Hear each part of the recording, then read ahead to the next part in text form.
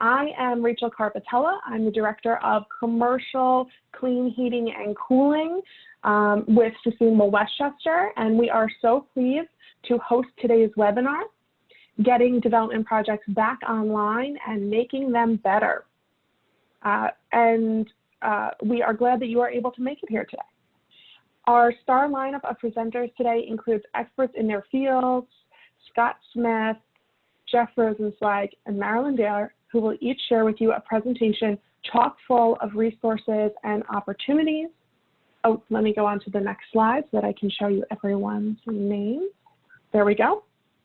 So our speakers, as I said, Scott Smith, Jeff Rosenzweig, and Marilyn Dare. And then our panelists include Mayor Nicola Armacost from Hastings-on-Hudson, Keith Kinch, the co-founder and general manager of Block Power, Spencer Orcus, the managing director of L&M Development Partners, and Amy Grouse, AIA founder of Amy Grouse Architects, as well as Alex Roberts, the executive director of Community Housing Innovation. These amazing panelists are going to share their direct experience using the resources that our speakers are going to share with us and taking advantage of those opportunities that our expert presenters will have told us about. In the interest of time, I'm going to hand it over to Nina Orville, Director of Solar Programs and Senior Advisor to Clean Energy Programs with Sustainable Westchester. Right. Good morning, everybody. I'm so happy to be with you here on this webinar this morning. I'm just going to give you a little bit of a background on Sustainable Westchester and put this morning's program in context in terms of what's happening in the state. And many of you are very familiar with Sustainable Westchester, but for those who may not be, we're a nonprofit organization that represents our 45 municipal members, who together have a population of about 1 million people. And we design and deliver sustainability programs, including some clean energy programs, chief among them the Westchester Power Program, which is the first community choice aggregation program in New York State. And we supply electricity to about 115,000 Westchester residents in 27 municipalities. 24 of those municipalities have chosen renewable energy as the default type. And as a result, over 670,000 metric tons of greenhouse gas emissions have been mitigated to date through this program. We also have a growing community solar program that is providing more equitable access to solar savings to Westchester residents, organizations, and municipalities. There are also a range of electrification solutions that we offer, including our clean transportation program that makes it easier and less expensive to access electric vehicles and charging infrastructure.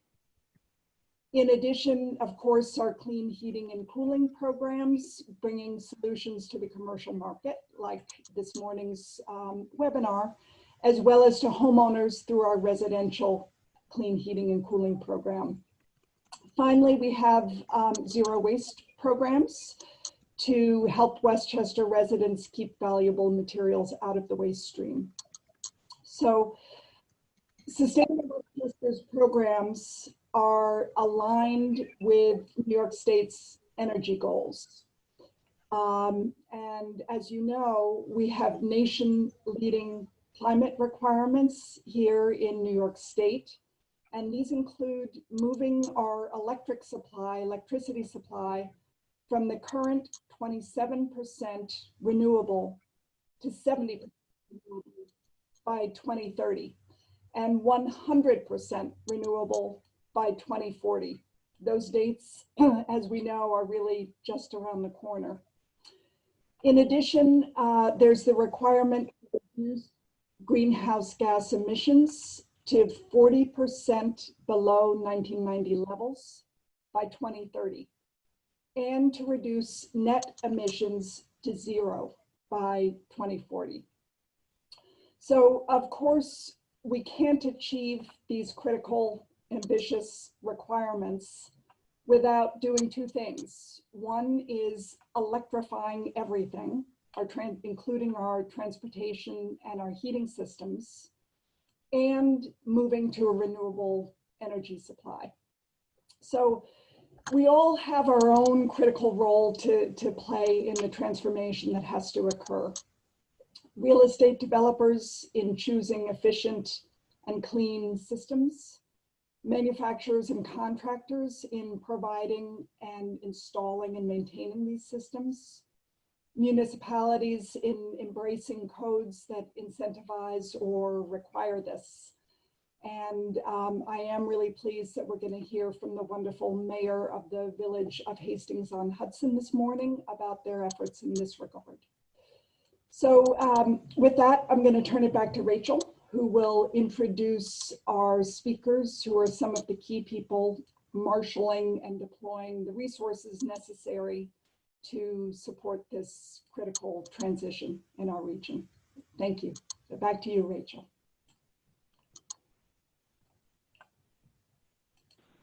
Thank you, Nina, for that wonderful introduction. Now I will introduce our first speaker, our expert from NYSERDA's Clean Heating and Cooling team. That is Scott Smith with NYSERDA. Scott Smith is a member of NYSERDA's Clean Heating and Cooling team. He is currently focused on responding to the state's growing gas moratoria and managing clean heating and cooling community campaigns and helping grow New York's heat pump workforce. He has a bachelor's degree in chemical engineering from Worcester Polytechnic Institute and a master's degree in chemical engineering from the University of Oklahoma. Thanks, Rachel. Can you hear me? Yes, we can hear you. Great. Well, I've had spotty internet this morning. Hopefully I won't have an outage during this presentation. But thanks for the introduction. I actually don't see the slides anymore right now. It is coming up. Just making sure. Do you see it now? I do. Thanks. So Great. I'm actually I have quite a bit of content. I'm going to run through it relatively quickly. Many of you have probably seen some of the background parts of this. So I'll focus on some of the updates and maybe more program specific information. Jeff Rosenzweig from Con Edison is going to follow me. So he's going to talk about heat pumps and the heat pump programs that they're running. I'm going to focus on the other things that NYSERDA has available for customers in the gas moratorium area. Next slide, please.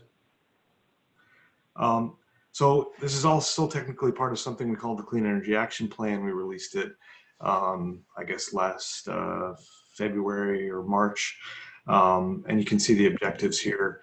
It's to jumpstart the transition that Nina was talking about. She did an excellent job of kind of providing the policy context, and that's something that I often do. So Nina, thank you for doing that. Next slide.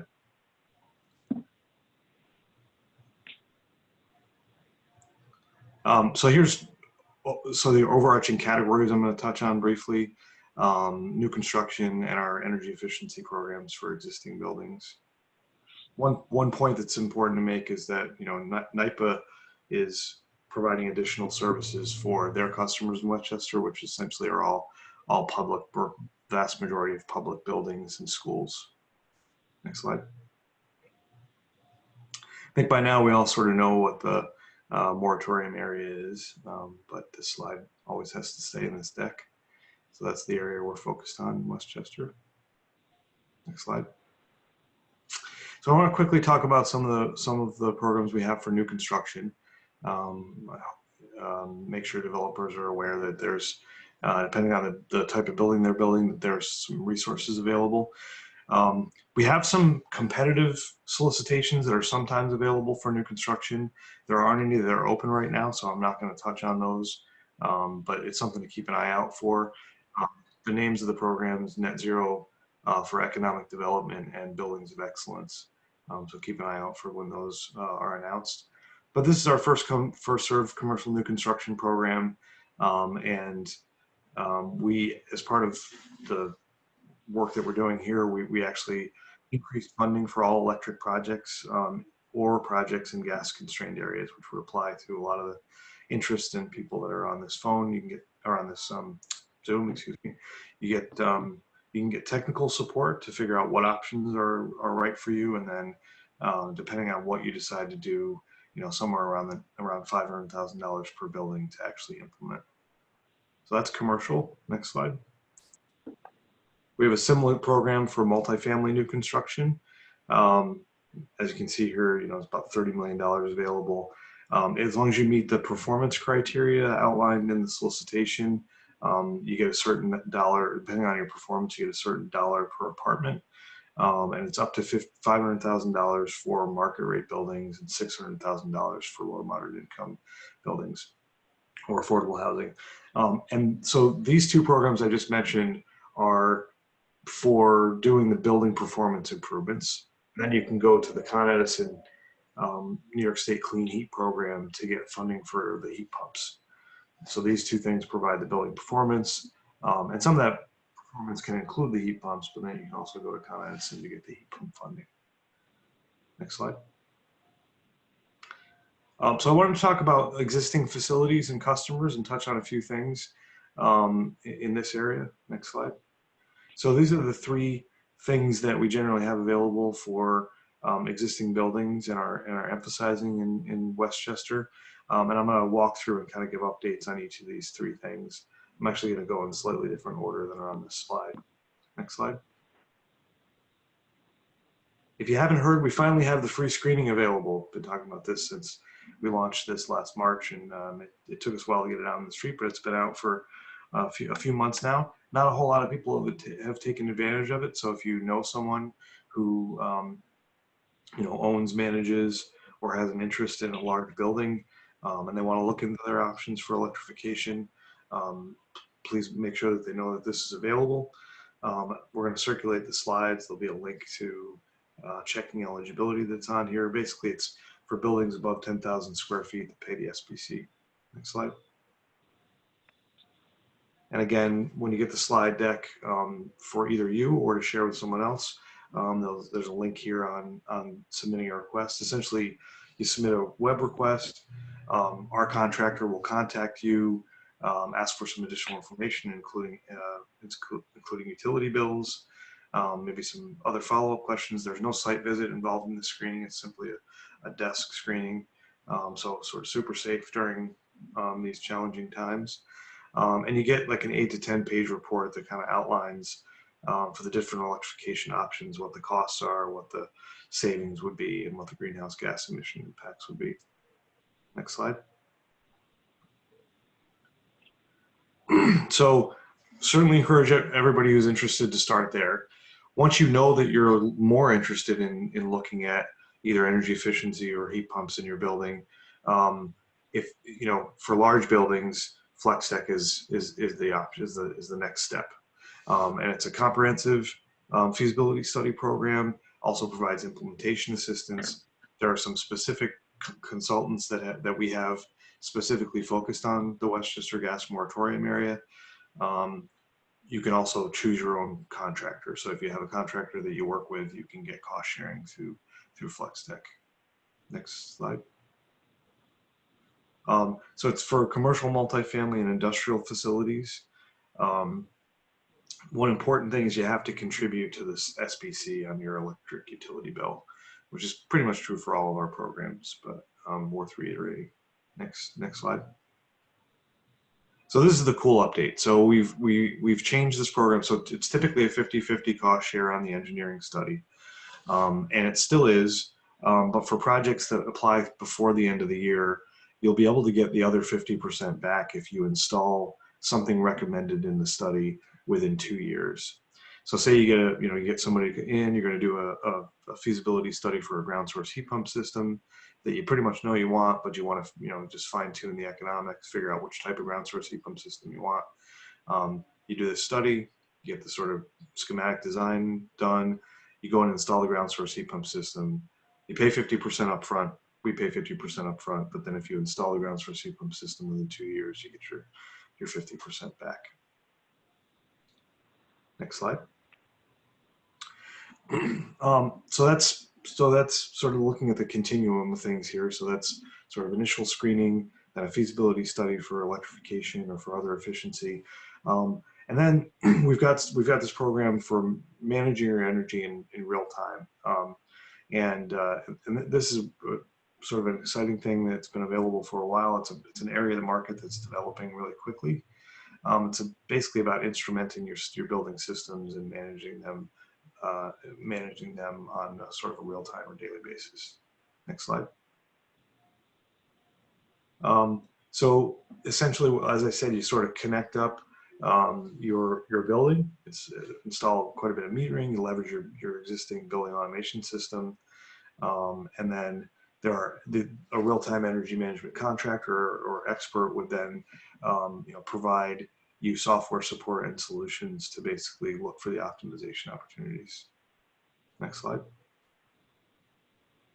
Like everything else, customers have to pay the system benefits charge. We've been doing this for a while, so we reduced the cost share. It used to be higher before, but now it's 30% of the cost.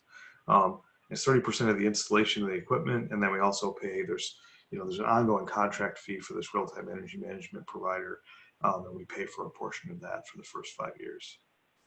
Next slide. So what do you have to do as a customer to engage in this? There's a list of qualified vendors. You contact one of them. You have to provide a copy of an electric bill that shows you pay the SPC. And then you pretty much leave the rest up to the real-time energy management vendor who will come in and take a look at your buildings, what metering you have, what metering you need, and sort of put together a proposal and take care of the NYSERDA application work. Next slide. So here's where to find we're going to circulate the slides. Here's where you'll find a vendor list. If you're interested in reading in more detail about the opportunity, you can check out the resource center if you have any questions. All these things that I mentioned have an email that you can send questions to. Next slide. And those are my slides. Thanks a lot, everybody, for coming today and for listening to me. Here's a place you can go to sign up for updates for what we're doing in the moratorium area. And I'll turn it back over to Rachel, who's going to introduce, I think, Jeff Rosenzweig from Con Edison. Thanks, Rachel. Oh, and what I should have said is, no matter what you want in terms of all these services that I talked about or programs that I talked about, Rachel is your go-to person. If you have any questions, if you need help getting into the programs, she's here to help. That's her role. Thanks, Rachel. Thank you, Scott. Okay, next we have Jeff Rosenzweig with Con Edison. Jeff Rosenzweig is an energy sales professional with a focus on wholesale and retail, physical and derivative, natural gas and electricity products, energy procurement, and energy efficiency solutions. Jeff currently consults with Con Edison's largest C&I clients and preferred contractors on energy efficiency and demand management projects. Jeff has over 20 years of experience in the energy sector, working in project management, sales, energy trade management, and advisory in sales and risk management and energy procurement. And now I'm going to bring up Jeff's presentation. And can everyone see Jeff's presentation? I still see mine, Rachel. Okay. Let me just share my screen again. I'll go with sharing my desktop this time. So that, does that mean that you did not see Jeff's bio? Correct. We did not. Oh no, I'm sorry about that. Okay, let me.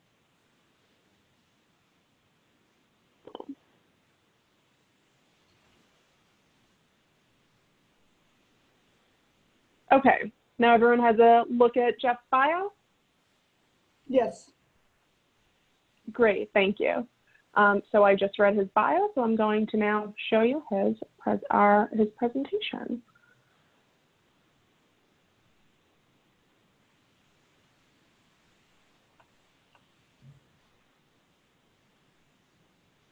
Okay, Jeff, take it away. All right, great. Thank you, Rachel. Hi, everybody. I'm Jeff Rosenzweig. I'm a business development manager in the energy efficiency group within Con Edison.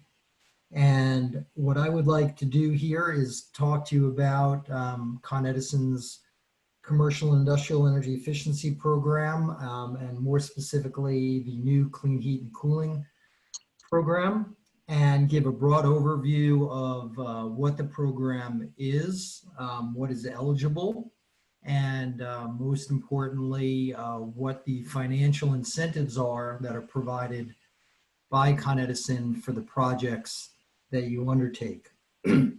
So for clarification, before we get going on this, Scott discussed NYSERDA's offerings, building performance research, RTEM, free screening and the like, where there's often confusion between where NYSERDA leaves off and where Con Ed takes over. So I want to first quickly explain that. So there is really no overlap between what NYSERDA is offering to customers and what Con Edison is offering to customers. Con Edison, the easiest way to think about it is that Con Edison takes over once the building is in performance, and we, for the most part, are providing incentives for the equipment that is either being installed, equipment that is being retrofitted, or if there's a gut renovation and new equipment is being installed. Whereas NYSERDA, you can think about it as they are assisting with everything prior up until that point. So with that, we could move forward, Rachel. So the objectives of the Clean Heat program within Con Edison is first and foremost to promote the transition from fossil fuel heating to electric heating.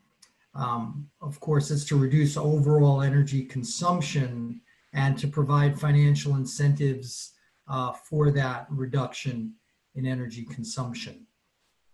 And all of our incentives, no matter what the project is, we're talking about heat pumps here, but whether it be heat pumps or lighting or a new chiller install or variable frequency drives, control systems, whatever it might be, our incentive program is, and incentives that are paid are premised on the reduction in usage. So that's important to remember. And I'm quite often asked, why do we do this? Why do we give away this money to pay for these projects? And one major reason is that it's a lot less expensive than building new pipelines and wires, infrastructure in general, which is the alternative. Rachel. Value proposition for everyone, for all the customers in taking advantage of our program is the incentives are reducing your project cost. So you're improving your ROI, the return on investment, you're shortening your payback period, and the incentives should always be taken into consideration in a cost analysis of any project because it's going to reduce your costs. So the money is available to you, to anyone that pays into the system benefits charge, on your Con Ed utility bill. This money is available to you, so take it. I mean, we have the money and we're chasing projects. There is no cost or risk at all in applying for incentives in the program. You can apply for incentives. If you end up not doing your project, it's not a big deal. There's no penalty in that. And you're reducing carbon emissions, you're achieving sustainability goals. It's all good. Rachel. So what's eligible in the program? So in the Clean Heat program, so I talked in general about our C&I program in general, which basically covers everything in a building or in a facility that is eligible for the reduction of gas or electric consumption. But as it pertains to the Clean Heat program, what's eligible is air source, as you see here, air source heat pumps, including VRF systems and unitary and applied air source heat pumps, ground source heat pumps, heat pump water heaters, water to water heat pumps, mini splits, and important to remember is all installations must provide both heating and cooling to be eligible for incentives under the Clean Heat program. Customer eligibility. So customers for the commercial and industrial part of the program need to have average peak kilowatt demand of 100 kilowatts. And if you're not sure what your demand size is, just feel free to ask me and I'll do a quick research and let you know. Gas customers with firm or interruptible accounts, gas accounts are eligible. All pre-existing fuel types, including district steam, are eligible. And as stated before, customers must pay the system benefits charge on their utility bill. And important to remember is that applications must be submitted and a pre-inspection by Con Edison must occur before the installation of equipment. So always keep this in mind when you're about to undertake a project. Give us the opportunity to review your application and get in there to do an inspection before you install. Rachel. So what makes a particular site eligible? So new or existing buildings are eligible. This is quite different from the traditional C&I and the balance of the Con Ed C&I program where where new construction is not eligible. In this case with the Clean Heat program, it is. Retrofit or gut renovations, all to be eligible for the Clean Heat program, the heat pumps must satisfy greater than 90% of a building heat load. All equipment must be new and equipment must be on the heat product and specification list. And if anyone that's particularly interested in the heat pump program has not seen the heat pump program manual, I definitely encourage you to look at it. A lot of detail there in regards to eligibility and incentives. Rachel. So incentive rate methodology, how do we calculate the incentives that are being paid to you for the work that you're doing? So for the Clean Heat program, C&I, incentive rate paid on projects is $150 per MMBTU saved. And I'm often asked, well, why MMBTU? So this is a fairly new concept for us. Traditionally, we've incentivized gas projects based on the therms reduced, electric projects based on the kilowatt hours reduced. Here with the heat pumps, we're taking both into consideration because often you have a electric usage increase and a natural gas or oil reduction. So we net those out by equating that into MMBTUs. And incentive calculation, as I said, it considers both. We're considering your therm reduction or your oil reduction, and we're considering your electric increase. So all that works into the savings calculation. And those we annualize that, and your annualized savings is multiplied by $150, and that's what's determining your incentive. Rachel. For all projects, an energy reduction calculation is required along with your application. And I'm often asked, well, I know what by customers that, they know what the efficiency of their new equipment that they're installing is, but they're not sure what to use for the baseline that they're comparing that to for the sake of the energy saving calculations. And it depends a little bit on the project. So a little bit of detail there that we can talk about afterwards. If you have any questions or want to contact me, I can delve into that a little bit more.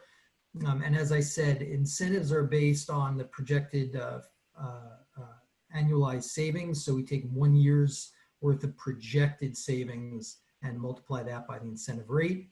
And finally, all incentives are capped at 70% of the project cost being material and labor combined.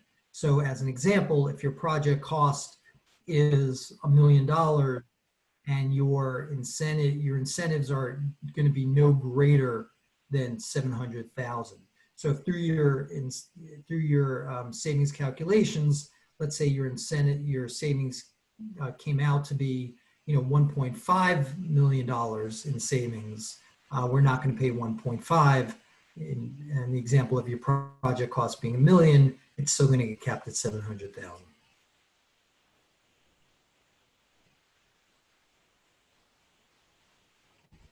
Here is an example of a few of the incentive rates, including the $150 for the custom C&I projects that I mentioned. This and more you will find in the Clean Heat Pump Program Manual, which again, Scott or I or Rachel are happy to provide to you. But in short, what you're looking at here is several examples. The first being air source heat pumps for full load heating. The incentive rate is $2,000 per 10,000 BTU hours saved. Second line refers to ground source heat pumps, which are incentivized at $2,850 per 10,000 BTUH. The custom incentive, which is a C&I that I've been focusing on a little bit, pays $150 per MMBTU. And I have an asterisk there. The bullet points on the bottom should be the asterisks, not a bullet point, but so the $150 incentive will come into play with projects that are greater than or equal to 300,000 BTU hours. And also all VRF projects will fall under this category as well. Air source heat pumps, less than 120 gallons, commercial air source greater than 120 gallons, incentives noted on in the last two lines there. Here's an example of a project that we currently have in the queue now at Con Edison. There are several of them, but this is one. I'm not at liberty to mention the customer, but this is an example of a customer moving away from oil to electric VRF system. So the new equipment is a VRF. The old equipment, he has 4 rooftop units and 2 split units. The old heating mechanism is oil to electric, and the old cooling is, so he's moving from electric, staying with electric for the cooling, moving from oil to electric for the heating. So for the oil to electric, what we're doing is we're looking at the oil, I incorrectly typed therm here, but the oil reduction and the electric increase, we're netting those out. The net load reduction on the heating side, in this case, is 1,183 MMBTUs. The incentive is calculated by taking that number and multiplying it by $150 per MMBTU. So the incentive on the heating side is $177,000. On the cooling side, they're improving the efficiency by the installation of the VRF. So there's a small electric reduction of 47 MMBTU equivalent. Again, multiplying that by $150 is an additional $7,000 in incentives. So this particular project nets 1,230 MMBTU reduction, which equates to an incentive of $184,000. The incentives vary quite a bit. Working on a different project now, which has around 25,000 MMBTU of savings, and that incentive is several $1 million. So it really does kind of span. But one thing I wanted to note that I pointed to at the bottom here is there are additional savings that everyone needs to be aware of based on the age of your equipment. So Con Edison has something called the Extended Life Program. The Extended Life Program pays an incentive based on the efficiency of the new equipment relative to the old pre-existing equipment, if that old equipment is greater than 125% of its effective useful life.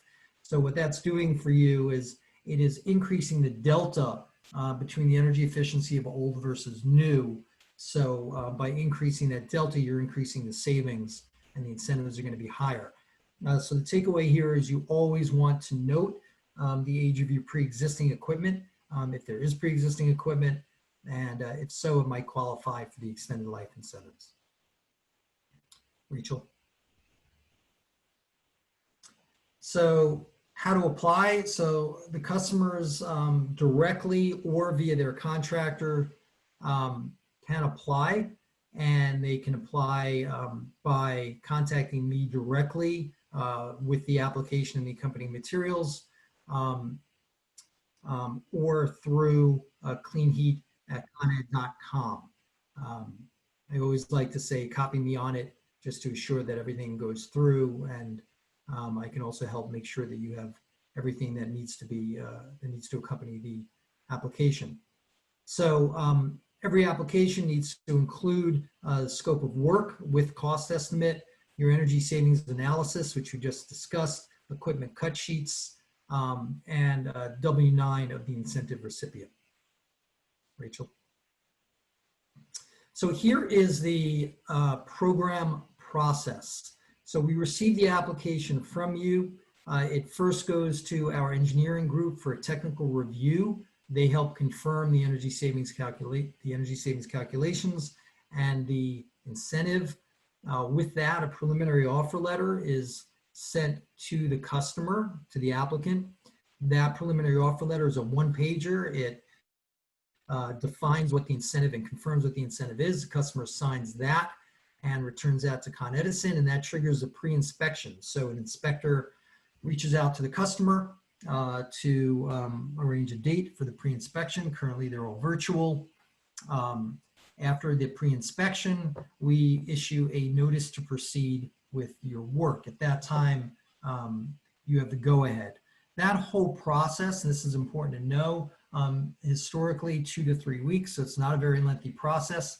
But the big takeaway here is that before you do an installation, you want to make sure that you're leaving the appropriate amount of time between when you issue the when you provide me with the application and the time you start the project. If you begin installation before we have a chance to do our inspection and issue the notice to proceed, you will lose eligibility for the incentive.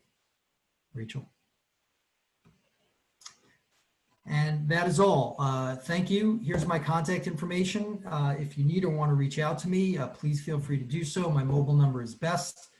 And Rachel, of course, at Sustainability Westchester is available always for any questions if you can't reach me. And I appreciate your time. Thank you. Thank you, Jeff.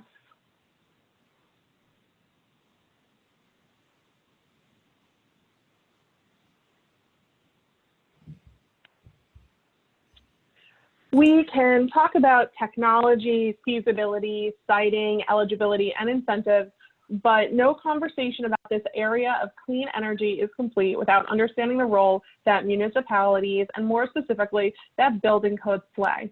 The first known building code was actually included in one of the earliest laws from ancient times, the Code of Hammurabi.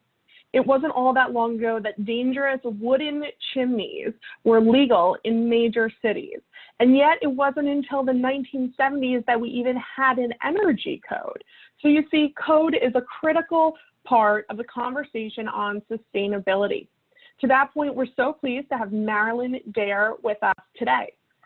Marilyn Dare has worked at NYSERDA for over 21 years, promoting market transformations and energy efficiency in the commercial and industrial sectors. As a senior project manager in the codes team, Marilyn's responsibilities include program design and activities to encourage and facilitate the development and adoption of Stretch Energy and Stretch to Zero codes. She is a certified energy manager and is lighting certified through the National Council on Qualifications for the Lighting Professions. Marilyn received her MBA from Union College in Schenectady, New York, and her BA from Hartwick College in Oneonta, New York. Everyone has heard of New York Stretch Energy Code, and now we're going to be more in the know. Thank you, Rachel. Just need to go to the first slide. Great. Thank you so much, and thank you everybody for having me on this webinar. I hope that I can help explain the impacts of code and where it makes a difference for the types of projects that you all are doing. Next slide, please, Rachel. So what is a Stretch Energy Code? New York Stretch was developed to be more efficient than the state energy code and to be written in language that could be readily adoptable. It overlays the New York State Energy Code and helps prepare municipalities and practitioners for future code cycles. Many of the provisions that are in the New York Stretch Code for this current code cycle are being adopted in the next national model code. So there was definitely opportunities here to get up to speed and ahead of the curve. It's based on proven technologies, systems, and construction techniques. We aren't looking to do something that's pie in the sky. We're looking at actual currently available construction technologies, and it integrates best practices from other programs such as Energy Star for Homes. We see it as a pivotal tool in supporting energy and climate goals, much like Nina was mentioning in the very beginning. Codes will help achieve a great number of energy savings and carbon emission reductions. And we see it as a really important aspect for municipalities and others to adopt.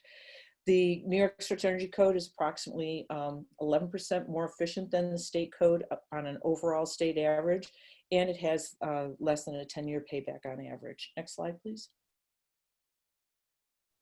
There are many benefits to New York Stretch. The thing to remember is that you're building buildings that are going to be around for 50 to 100 years. So you're building in more efficient operating systems and making those buildings better today so that they're better for the long term. The other thing that is important is that it offers the code officials some flexibility in administering energy code. It gives them a little bit more autonomy as it comes to enforcement and compliance. Likewise, it offers flexibility to practitioners in the way that they can comply to the different code paths. And then finally, it helps develop and utilize local workforces. It improves the expertise of the workforce for these newer technologies and helps create more green jobs. Next slide, please.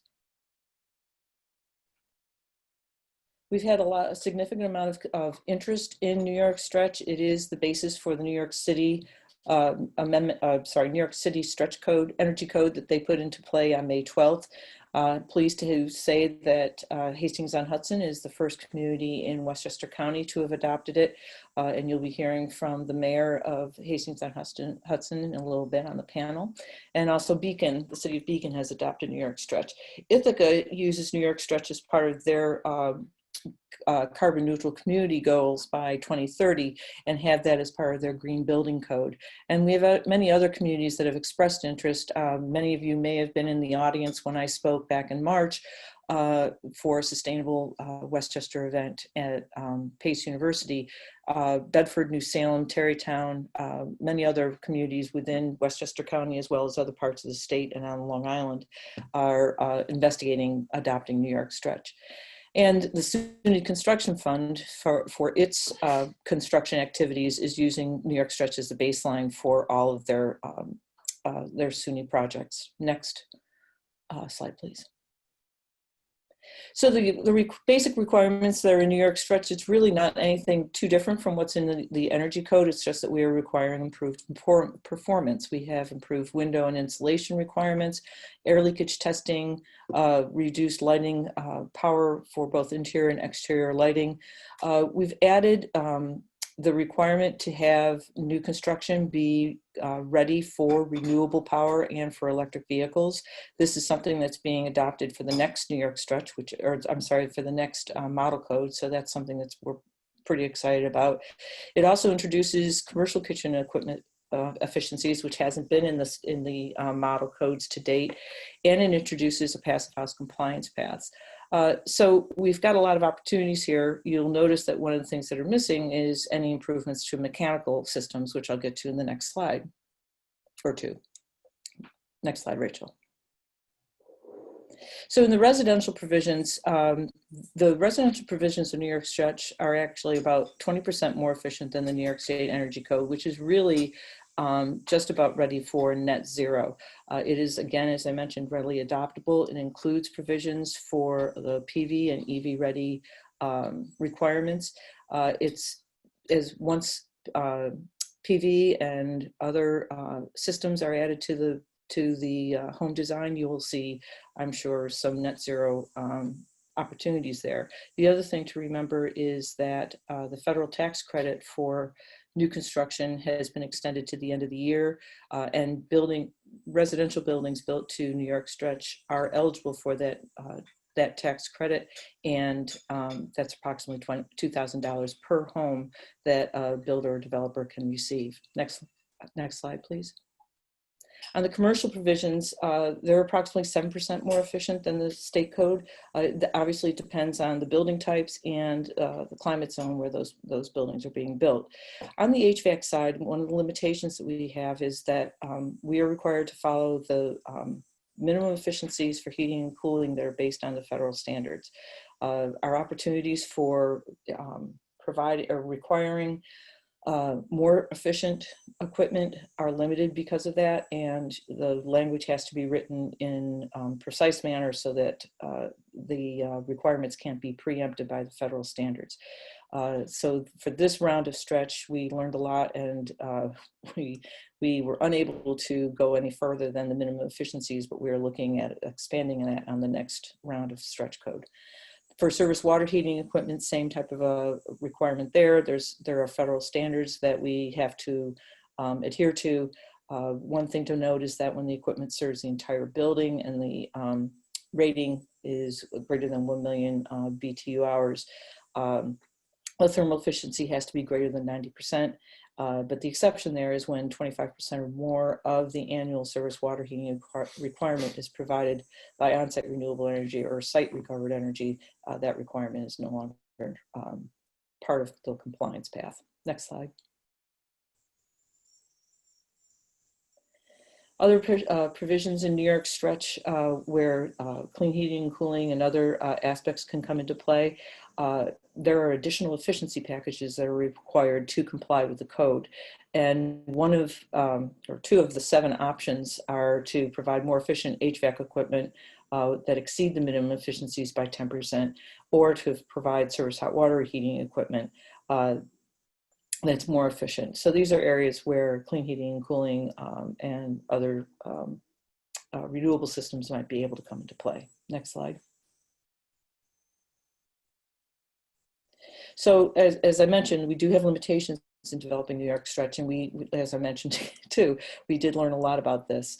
One of the areas that we have to remember is that energy code cannot require one technology over another. So when we're moving forward on the next code, we'll be able to provide different options, but those options cannot favor one technology over another. That being said, energy codes are based on energy cost, so that automatically favors lower cost fossil fuels. So we recognize that we have a big challenge for moving the energy code to more towards electrification and making sure that we're putting the language together so that we cannot be preempted. And then the final thing is that the cost effectiveness, sometimes higher efficiency tendencies run into a case of diminishing returns. So we have to make sure that we're maintaining an overall cost effectiveness of around 10 years or less for the code to be adoptable and for the code to be able to go into force. Next slide, please. So I thought I'd give you some examples of some projects that meet or exceed New York Stretch requirements to demonstrate that meeting New York Stretch really isn't that difficult. Next slide, please. These are all examples from the Buildings of Excellence program that Scott Smith mentioned earlier. These are projects that have received incentives, but you'll notice that for this housing development in Canandaigua, they were able to incorporate ground source heat pumps and on-site PV to actually achieve full net zero energy construction for this apartment complex. Next slide. And in New Paltz, again, using ground source heat pumps and other pretty innovative ideas, we're able to achieve near net zero, I believe, for this market rate apartment complex that also has some affordable units as well. Next slide, please. We are already starting our work for the next round of New York Stretch, and that includes we'll be issuing a request for information to the market to get ideas on areas that we should be considering for the next New York Stretch. So this could be based on technologies or strategies and ways for us to incorporate those requirements into Stretch that, again, as I mentioned, doesn't favor a technology, but at least offers the option for that technology. Performance information and cost effectiveness would be required as well when this RFI is issued. But it could be something that people could look out for if they want particular technologies to be looked at more closely for the next round of Stretch. The other area that New York Stretch is going to be looking into is more of a performance or outcome-based compliance pathways in the future, because we recognize that the prescriptive path is pretty limiting and doesn't allow for the flexibility for us to encourage electrification. So we see this as an opportunity to move forward with a code that favors fossil fuel less and encourages electrification. And then we'll be working towards a net zero energy code over the next 10 years. It's a goal of ours as well as a goal of the states, and those codes would integrate carbon metrics. And then finally, for zero carbon new construction, NYSERDA is actively working with the Climate Action Council, that's a part of the Climate Protection Act, the CLCPA, to inform them on what path we should take towards zero carbon new construction and to help identify future pathways to support those CLCPA goals. Next slide. This is just a quick capture of our website. There's lots of information on the website. I'll give you the URL for that at the end of the presentation, but we have the cost effectiveness reports, the actual version of the Stretch. Next slide, please. And it has fact sheets, frequently asked questions, and a model guide for towns and cities to use for adopting New York Stretch. Next slide. And that's the end of my presentation. I thank you very much for letting me present today, and I hope this has been helpful for everybody. Thank you very much.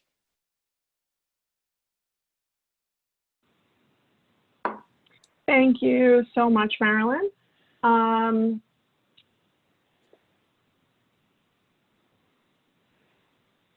So I want to remind everyone to please put your questions in the Q&A into the chat. We already have a few questions that have come through, so thanks to those that asked their questions.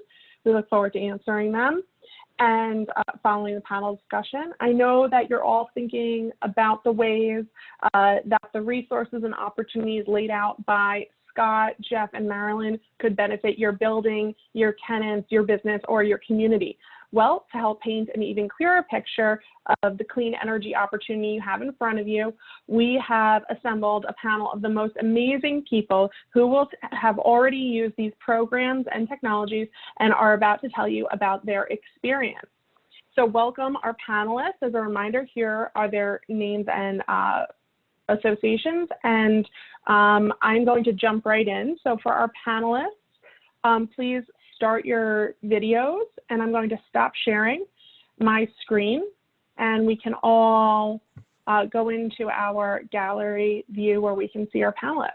So I'm now going to ask my first question, and we should have our videos on. And the first question is for Mayor Armacost. What made Hastings-on-Hudson prioritize the adoption of Stretch Energy Code, and how did you find the process? Well, thank you, first of all, so much for including me.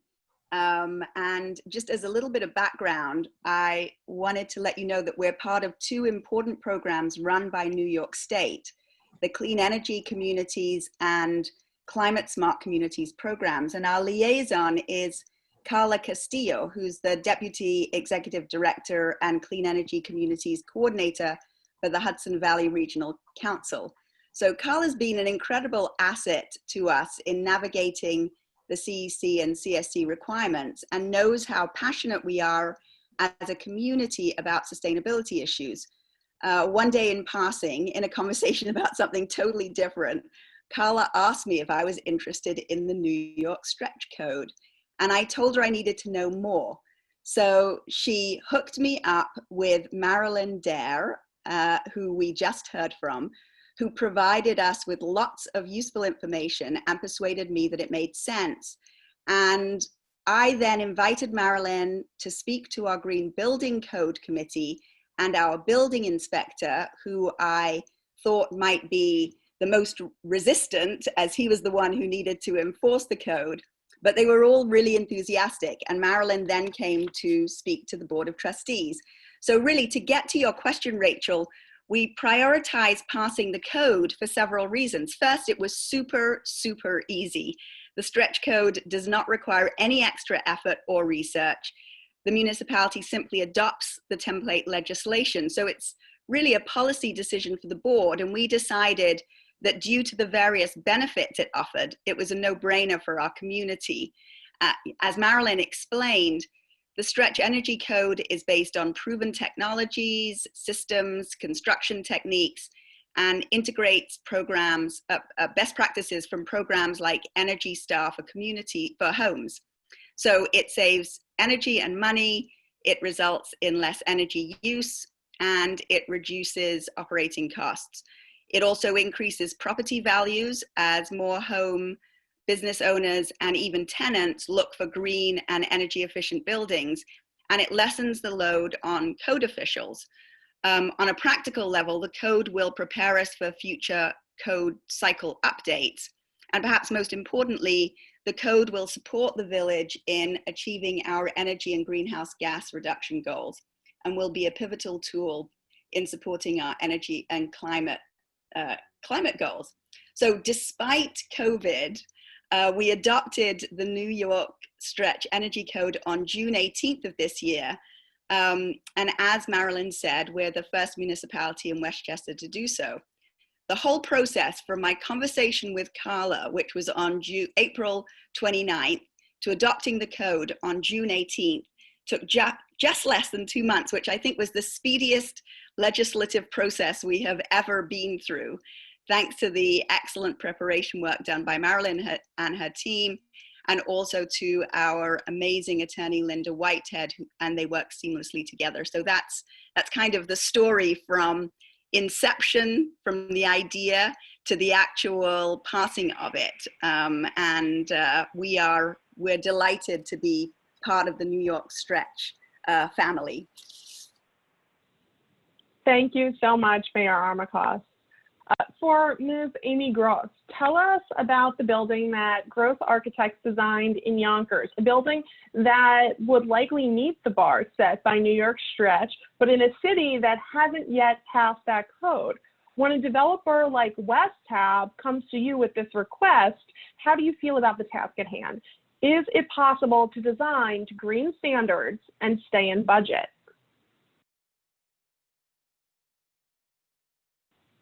Amy, you're on mute. Okay, hi. The answer is absolutely, definitively yes.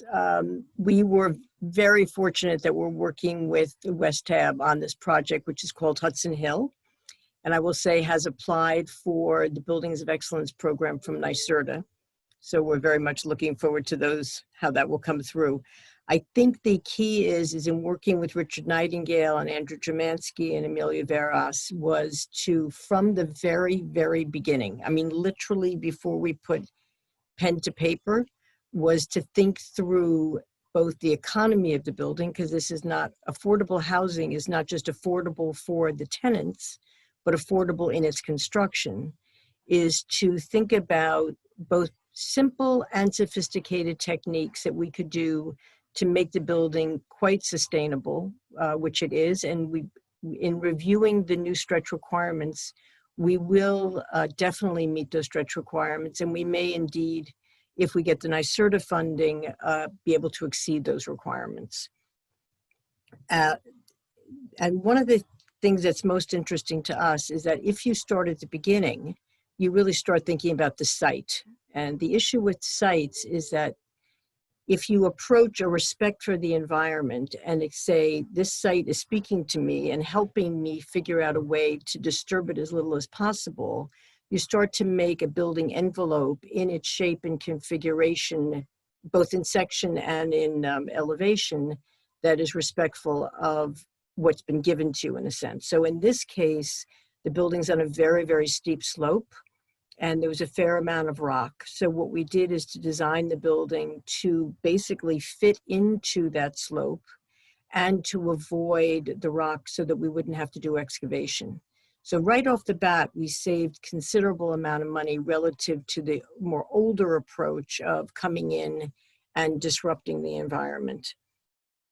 But by far the most important key, which I think most of us know, is that having that high efficiency thermal envelope is above and beyond all other requirements. Because once you have that efficient envelope, anything else that you do relative to heating, cooling, fresh air, all stays central to the building. So in our case, we are proposing using a very old-fashioned insulated material, which is lamb's wool, which has been used since the Middle Ages, which was used in the West in America hundreds of years ago. And there are now farmers who are producing lamb's wool as an insulative material, which, as you can imagine, is by far the most sustainable. So our envelope will be hopefully a combination of lamb's wool and mineral wool. And another critical part of keeping the envelope tight is fenestration, because fenestration in a multifamily building is between 25 to 30% of the building envelope. So for example, a typical aluminum window, which expands and contracts over the course of the year as the seasons change, becomes this conduit for air leakage. So our firm has been designing sustainable buildings for decades, has often, well, we've only used fiberglass windows for the past 15 years because they don't expand and contract. And what we see is the cost of aluminum continues to go up, and the cost of fiberglass continues to go down. So the de minimis difference in price of those two materials allows you to have a much, much tighter building envelope at, again, a much less expensive cost. I think one of the elements of stretch also is to work with producing energy on site and clearly not using fossil fuels. So this building is an all-electric building, with the exception of the generator, which will be using gas. And perhaps if we have a moment, we can talk about that. And so we are covering about 90% of the roof with ballasted solar panels. And one of the ways that we're saving money in using the solar is by using ballasted versus a pergola system. We don't have to spend money on the pergola system. So if this is our roof, the ballasted, basically the panels are laying directly on the roof. But if you use a pergola system, you're adding another structure under which the equipment fits. So what we've done is centralize the equipment away from the solar panels so that we could cover the vast majority of the roof with the ballasted system. And then we're also, as many of you do, we're incorporating VRFs and ERVs into the system, which only a few years ago were considered quite sophisticated and are now considered quite simple.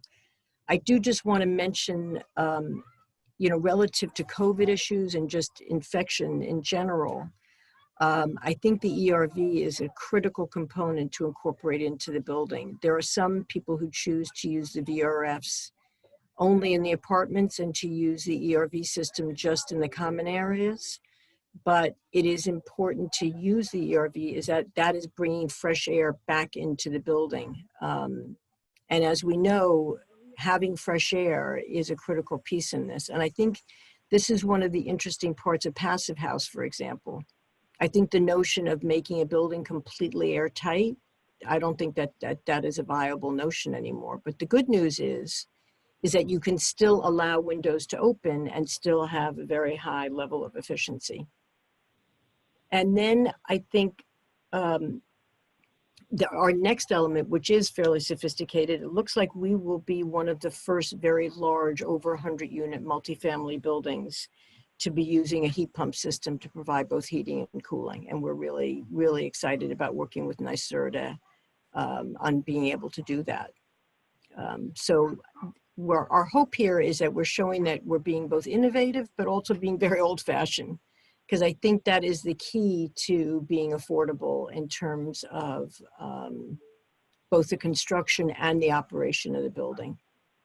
And I think the key here is that it's a very replicable type of situation. This is not a super sophisticated, cutting edge approach to building the building.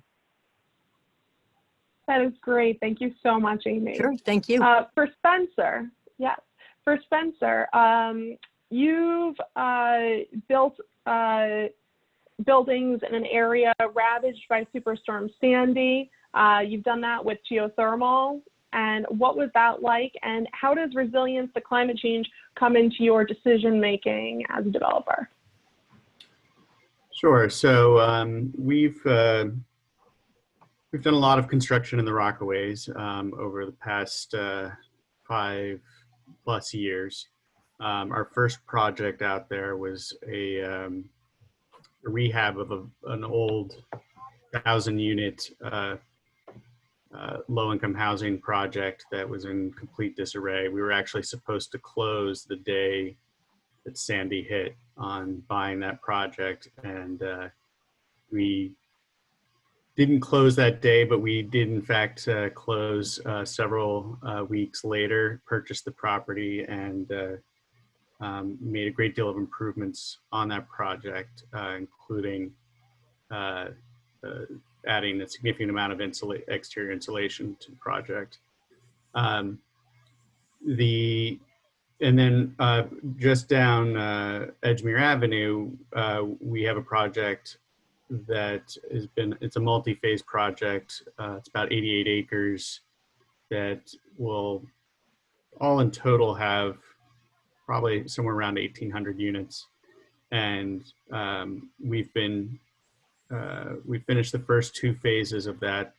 And the second phase is one that we built. It's 125 units. It's all affordable housing. Most of what L&M does is affordable housing. We do a lot of other preservation and market rate housing as well, but affordable is sort of our mainstay. And as we look at developing in areas like the Rockaways, and as we look at developing affordable housing, land is very hard to come by in cities, and so affordable housing often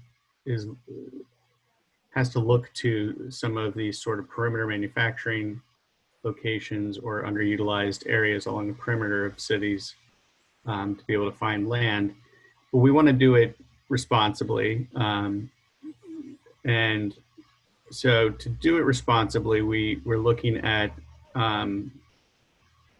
raising, in this site, we're going to be raising the grade significantly. I think we're going to be bringing in 300,000 to 400,000 cubic yards of fill to bring the ground floor elevations up. We're going to be putting all the equipment up on second floors, but also energy efficiency is an important part of resiliency, just in sort of doing our part in the long run of preventing, trying to limit sea level rise, and also making these buildings a place that, should there be a power outage,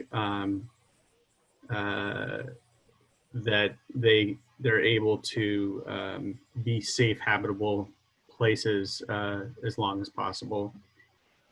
And the third element is, particularly for affordable housing, it can just make financial sense. There's been a lot of talk about payback periods, making an upfront investment and seeing the savings over the long run. The way that affordable housing is financed, there's two main mechanisms. One is tax-exempt bonds that often have a lower borrowing rate than traditional housing debt. And then housing tax credit, which can pay anywhere from 30 to 40 cents on the dollar for initial investments. And so with things that, we've generally found passive house to be about an 8 to 10% increase in costs above our standard projects.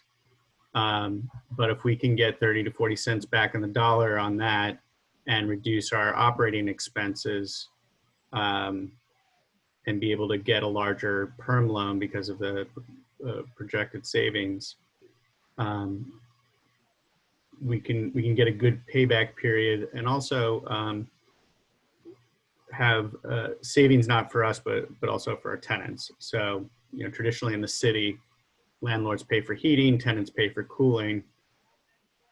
I think if you went to a traditional air-cooled PTAC, which is the mainstay of market rate housing in the city, people will pay over $100 a month for air conditioning. And we're projecting it'll be maybe $10 a month for the geothermal air conditioning. Wow. In these units. So, and then some of it's been in response to gas moratoriums that we faced in last year in Brooklyn and Queens, that we pursued geothermal for some of those purposes as well, to go all electric. Great, thanks so much, Spencer. For Keith Kinch, so could you tell us about the financial, social, and environmental benefits that St. Bartholomew's Church in White Plains is now enjoying?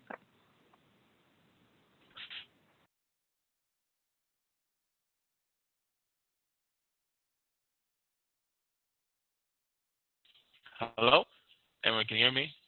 Great. Okay. Hey, good morning. So this is background, Block Power, we're a think tech startup. We've been around 7 years. We use our proprietary software for analysis, project management, and financing. So we've completed about 1,000 projects over the last 7 years. We'll also mention Spencer. I actually spent time doing Sandy recovery around the same time L&M closed in that building. So I remember vividly, I think right after Sandy, you guys started construction. That building is beautiful. So you've done excellent work at L&M.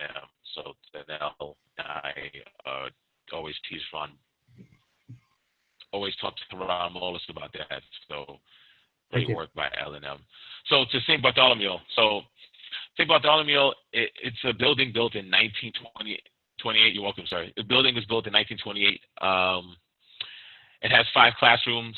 It's a huge sanctuary. It's a classic old traditional church. And they're running on 2 probably 95 to 100-year-old boilers heading into last winter, fall of 2019. So the goal was to figure out how to lower the cost for the building, how to keep the classrooms warm, obviously, and also find a way to keep have a better healthy air quality for the children in the building. So that was the first goal. So what St. Bartholomew did was they installed, and I think was mentioned by Amy, VRS systems in the building, air source heat pumps with a VRS system across the entire building. So that's one.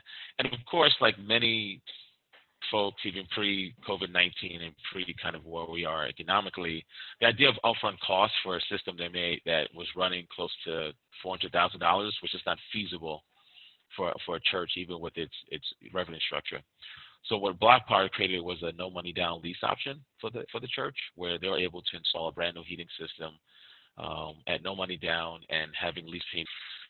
Now, what they usually pay for oil to heat that building on top of operation and maintenance costs, compared to the lease payment is radically different. What they're paying for the lease is exponentially lower than what we paying to cover oil every 2-3 weeks and keeping two near century-old systems running.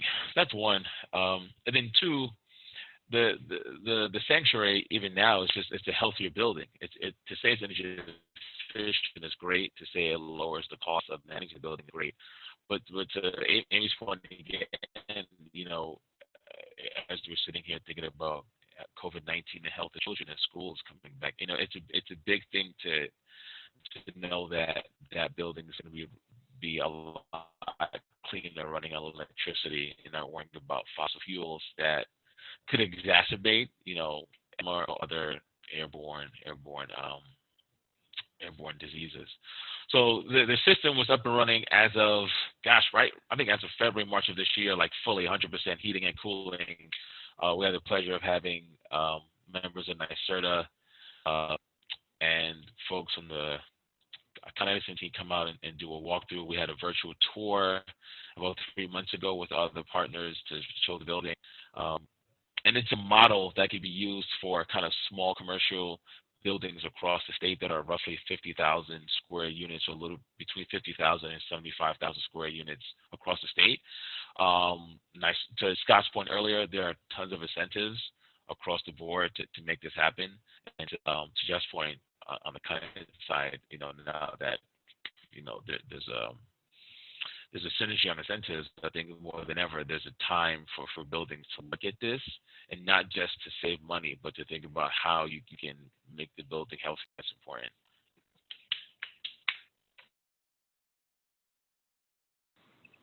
Thank you so much, Keith. A question for our last panelist, but certainly not least, Alec. So my question to you is, could you tell us what inspired you to be an early adopter of geothermal technology over a decade ago, which now has so much support from the state and utilities?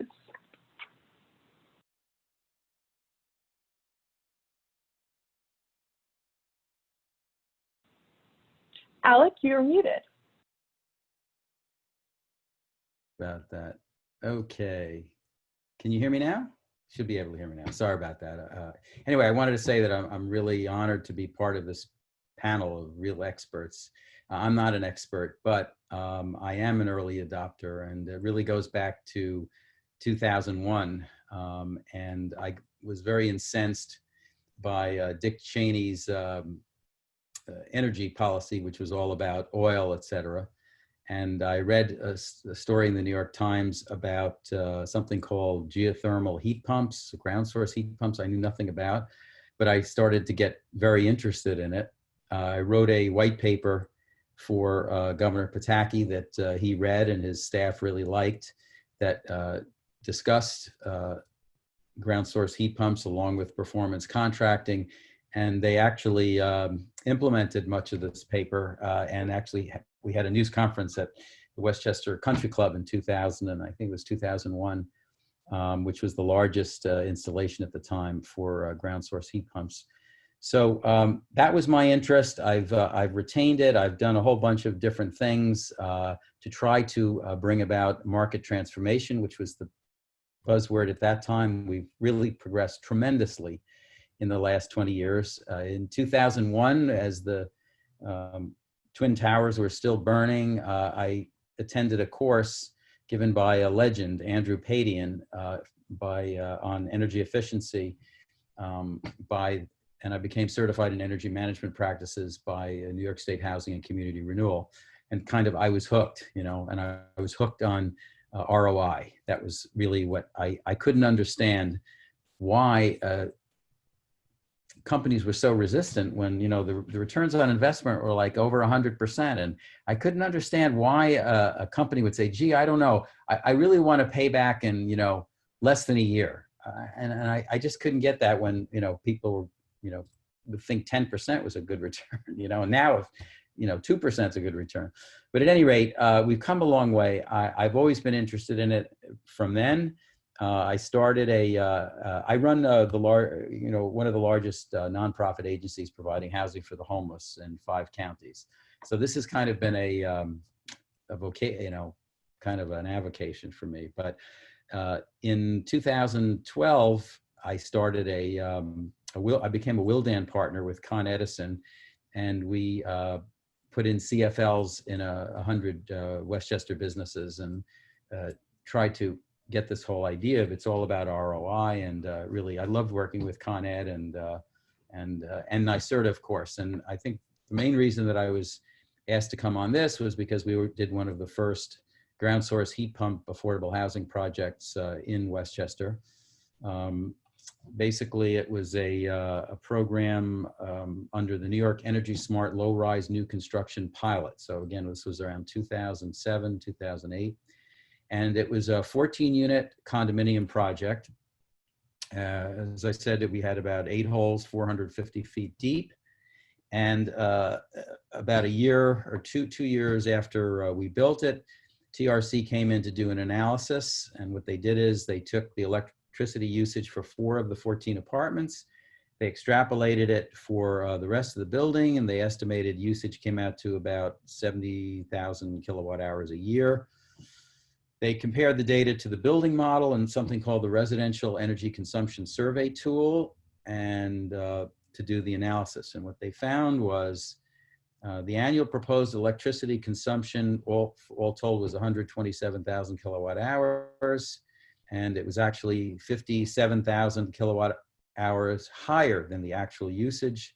So the actual building uses about 45% less energy than the model buildings. And the REX tool basically scored the building, which is in White Plains, at 5 Minerva Place at a 98, which means it performs better than 99% of the buildings in the HUD database. So that was a big success. And you know, I have actually a question kind of Mr. Rosenzweig, because he probably would know.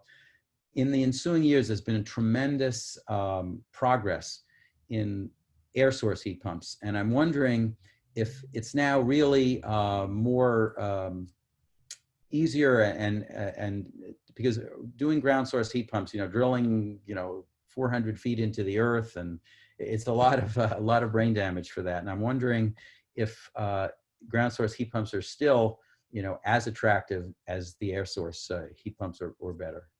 I was wondering if I could just ask him that question, if he's still on it. Yeah, hi Alex. So I don't technically know the answer to that. I don't know the stats, and so sorry about that. But the main reason I don't know the stats is because I am primarily involved with the C&I program. And until this year, until the Clean Heat Pump program began, the C&I program did not incentivize for ground source heat pumps. Mm-hmm. So that's why. I do realize that residential and multifamily had, but I just don't know the data as it pertains to the preference or the preference of one over the other. I'll try to find out for you though. Yeah, I think that's, go ahead. Yeah, Alex, I can do that, or others can. Sorry. Is So Scott Smith on the line? Hi, Scott. Are you able to weigh in here? Yeah, just really briefly. So what we're expecting under the New York State Clean Heat Program, you know, NYSERDA did a lot of the modeling that sort of underlies the goals, and we're expecting about 2 air source heat pumps for every ground source heat pump in the statewide program.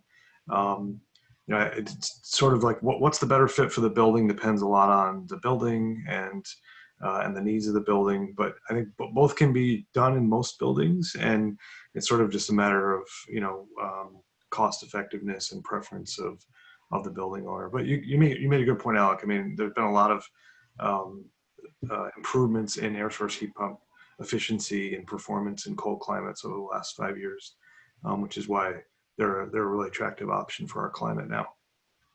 Okay, thank you so much.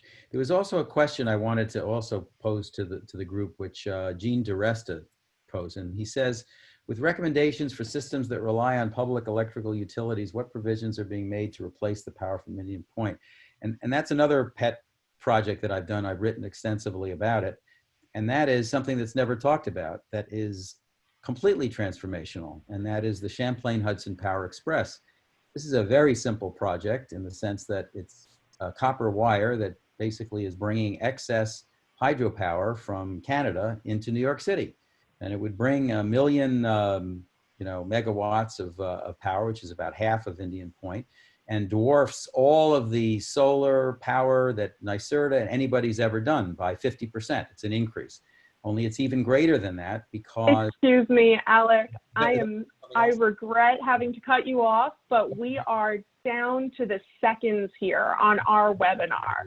So we won't be able to answer the question you're asking, and I regret that. But our speakers, our panelists, you all had so much important, enlightening information to share with us today. We want to thank you. We want to thank our participants for being here today. And I want you all to know that we will be answering Gene and Alec's question. We will be answering all general questions in an email. We will be following up with the recording of today's webinar, along with a document detailing the answers to the general questions.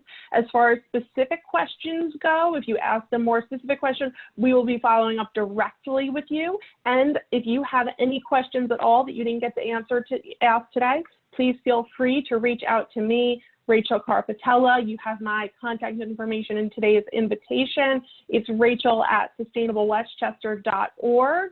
Again, thank you all for participating today, and let's keep in touch.